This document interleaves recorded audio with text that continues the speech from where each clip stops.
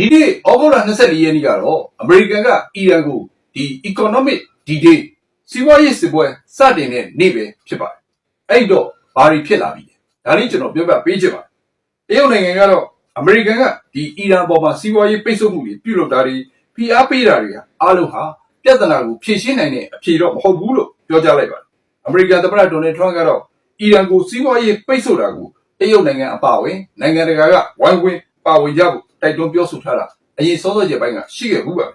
အီရန်ကလည်းဒါဟာစီးပွားရေးတက်မဲ့အကြမ်းဖက်မှုကြီးတစ်ခုသာဖြစ်တယ်လို့ထုတ်ဖော်ပြောကြားခဲ့ပါတရုတ်နိုင်ငံကတော့ဒီပိတ်ဆို့မှုတွေဟာကုလသမဂ္ဂလုံခြုံရေးကောင်စီရဲ့ခွင့်ပြုချက်နဲ့ပိတ်ဆို့တာမဟုတ်ဘဲနဲ့အမေရိကန်ရဲ့တစ်ဖက်သက်ပိတ်ဆို့မှုသာဖြစ်တဲ့အတွက်ကြောင့်တရုတ်နိုင်ငံအနေနဲ့လက်ခံနိုင်စရာမရှိဘူးလို့ထုတ်ဖော်ပြောကြားထားပါတယ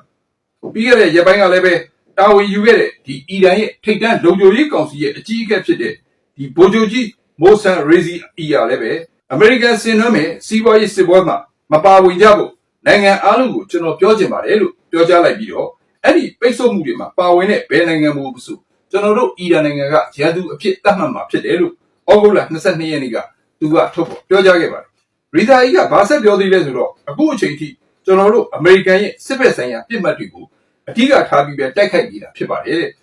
မေရိကန်ကအကယ်လို့ပိတ်ဆို့မှုတွေကျွန်တော်တို့ပေါ်မှာပြုလုပ်လိုက်ပြီဆိုရင်တော့အဓိကထားတိုက်ခိုက်တဲ့ဒီစစ်ဘက်ဆိုင်ရာအဆောက်အအုံတွေကနေပြီးတော့အမေရိကန်ရဲ့စီးပွားရေးကုမ္ပဏီတွေရေနံကုမ္ပဏီတွေကိုပါတိုက်ခိုက်တော့မှာဖြစ်တယ်လို့ထုတ်ဖော်ပြောကြားခဲ့ပါထပ်ပြီးရီဇာအီကဩဂုတ်လ23ရက်နေ့မှာတော့ထပ်ပြီးပြောကြားရမှာတော့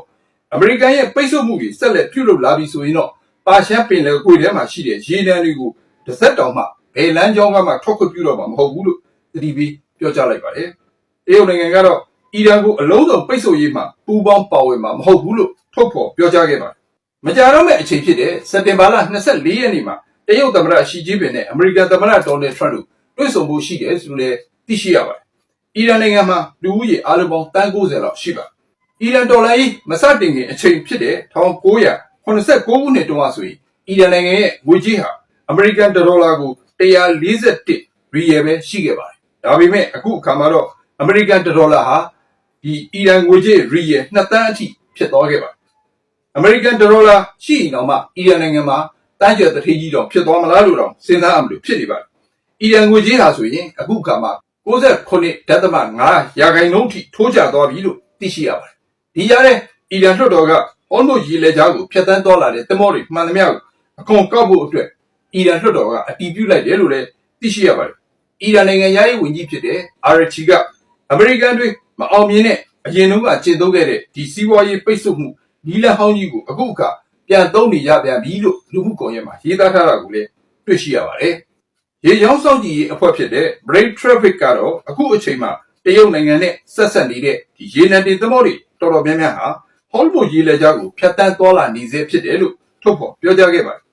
အီရန်သမ္မတကတော့အီရန်ဘက်ကအခုလိုအားကောင်းပြီးအနိုင်ရနေတဲ့အချိန်မှာစစ်ပွဲကိုရပ်လိုက်တာအကောင်းဆုံးဖြစ်မယ်အခုအချိန်ဟာတန်တပန်နီးလန့်နဲ့ဖြည့်ရှင်းတာဟာအီရန်အတွက်ဂုဏ်သိက္ခာရှိတဲ့အချိန်အခါဖြစ်တယ်လို့ဩဂုတ်လ22ရက်နေ့ကထုတ်ဖော်ပြောကြားခဲ့ပါတယ်အဲ့ဒီလိုလုပ်တာဟာလည်းပဲအီရန်ကလက်နက်ချတာလည်းမဟုတ်ဘူးအလျှော့ပေးတာလည်းမဟုတ်ဘူးလို့သူကထပ်မံပြောကြားလိုက်ပါတယ်ဒါကိုကြည့်မယ်ဆိုရင်အီရန်နိုင်ငံမှာစစ်ရေးနဲ့ဖြည့်ရှင်းလိုတဲ့သူတွေပြီးတော့တန်တမန်နီးလန်းနဲ့ဖြည့်ရှင်းလိုတဲ့လူတွေဆိုပြီးနှစ်အုပ်စုပွဲနေပုံရကြောင်းသုံးသပ်ပြောဆိုလို့ရနေပါတယ်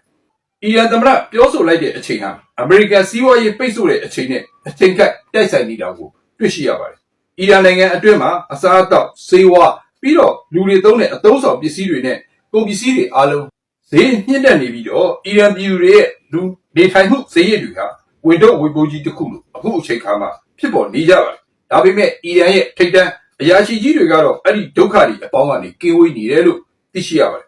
အီရန်သမ္မတကကြားလာရင်အီရန်ပြည်သူတွေဒုက္ခရောက်လာမှာနိုင်ငံအတွင်းမငြိမ်မသက်စုပူမှုတွေဖြစ်လာမှာကိုကြိုပြီးတွက်ပြီးတော့ဒီလိုဆွေးနွေးပွဲစီကိုသွားကျင်တဲ့သဘောရှိနေပါတယ်